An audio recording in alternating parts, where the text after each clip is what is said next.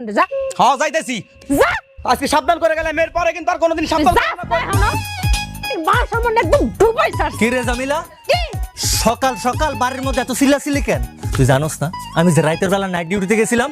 সিল্লাই কি আমি সাথে তোমার পোলারে কইছিলাম ওটা পিয়াজ ওটা রসুন চুরি করে জানতে করছে পুরো আউল বাজাই আইছে আউল বাজাইছে মানে এটা কি? এই গড়া খাইছে তুই সামান্য কয়টা পেঁয়াজ রসুন চুরি করতে পারস না? বড় ইয়া তুই খাবিটা কি কইরা?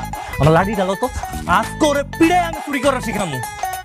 ওই তুই তো তোর বাপে চুরি করে যে মান সম্মান কামাইছে তুই তো সব ডুবাবি।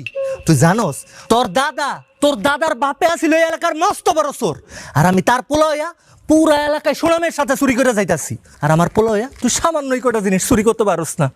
তোর লইয়া তোর মা আর আমার কত স্বপ্ন, তুই বড় হইয়া অনেক বড় সৌরবী, ইতিহাসের পাতায় তোর নাম লেখা থাকবো। আর তুই অনেক বড় সৌরবী কি? তুই তো বড় হইয়া একটা তেল্লা চূড়াও হইতে পারবি না।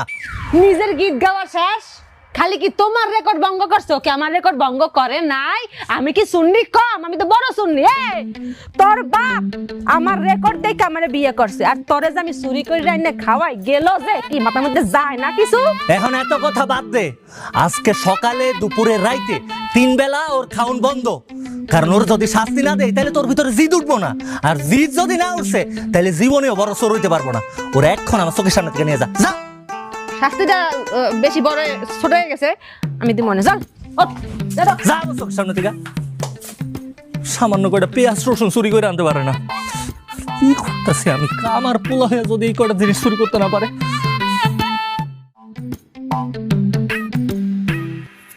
কিরে জমিলা, এতক্ষণ লাগাইতে?